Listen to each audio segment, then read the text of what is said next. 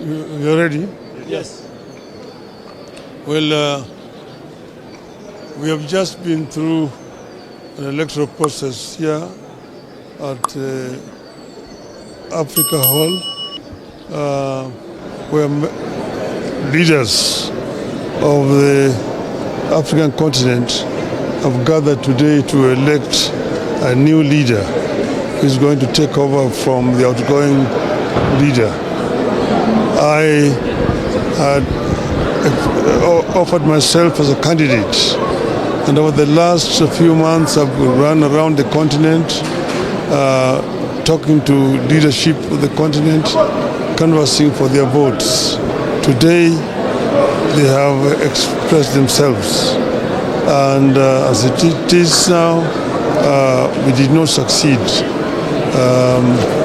They will say that we must strengthen democracy in the African continent, and therefore myself conceding defeat, and I want us to use this as an example of strengthening democracy in our continent.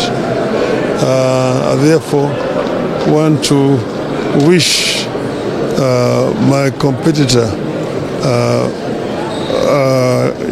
Ali Yusuf all the best. We want to wish him success in his undertaking, and we also want to thank all those members or countries who voted for me. I also want to thank those who did not vote for me, because in doing so they were exercising their democratic right. That's how democracy should work in our continent.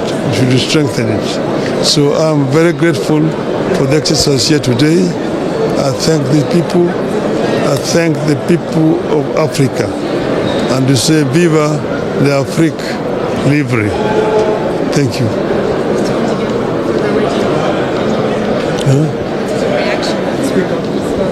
What is your reaction after this defeat at the votes for France International? She's asking what's your reaction?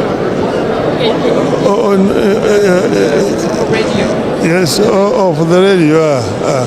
I'm saying that. Yes. Yes, I'll say that I am happy that members of the African Union gathered here today have exercised their democratic right in the elections. I've spent the last few months running around our continent, talking to leadership, and basically marketing my policies for this organization. I have had a very useful experience in our continent, and I see that Africa has a great potential. Africa is to move forward. We had great plans, but as it were, the elections has been done today, and we did not succeed. Members expressed their democratic rights and voted for Mr. Yusuf.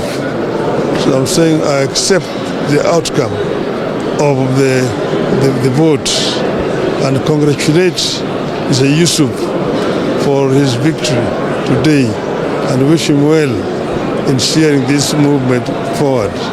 We want this organization of the African Union to be strong, to merge and be able to serve the people of Africa effectively. Thank you. Mr. Prime Minister, did the East African community vote for you to a man? I don't know, because as you know, the vote was secret ballot.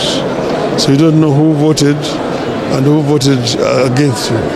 So I will not say, but I'm sure that most of my friends voted for me. Most of my friends voted for me. And of course, even those who voted for me are also my friends, but probably they thought otherwise. So they exercised their democratic rights. Have you prepared yourself for such an eventuality? Of course, when you go to a contest, there can only be two outcomes. You can win or you can lose. So this is one of them. And therefore, I'm not bitter. I'm very happy, in fact, indeed. And I'm still available to offer services to the continent in any other capacity. Do you think the situation in the DRC might have played a hand? I am not sure. I don't want to speculate what might have played a hand. But as it is, DRC issue remains a contentious issue. It's something that needs to be fixed as quickly as possible, because the kind of suffering that we are seeing is completely unacceptable. The wanton destruction of property, the killing of innocent people, children, women, and so on, must be stopped by all means. Prime Minister, what's your plan now? Because my plan now is I will go back home, and so many things to do back home. So thank you very much. Thank you.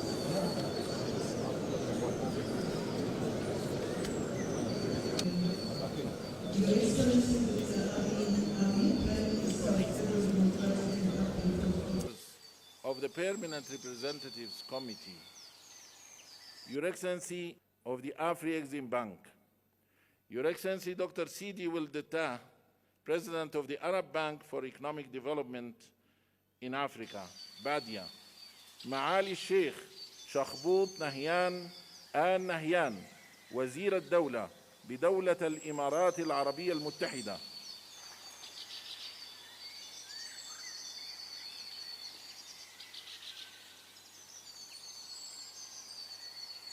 Thank you, Your Excellency, for your statement, and thank you for the generous hospitality extended to our Excellencies, heads of states and governments, as well as distinguished delegates.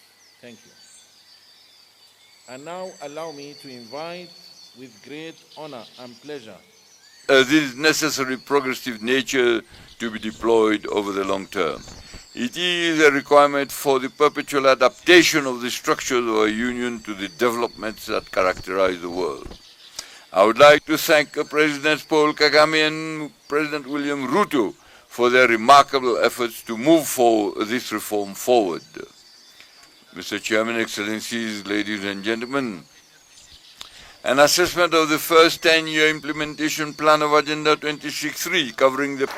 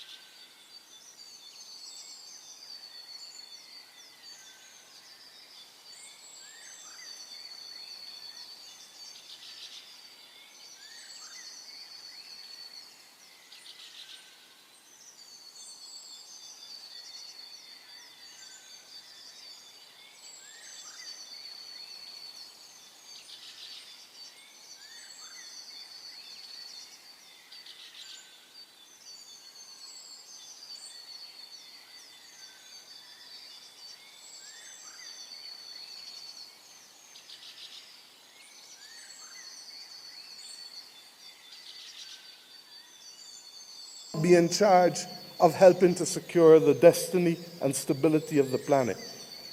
How not does the numbers of our two communities, who constitute a third of the world's states, not act in singular purpose to forge the kind of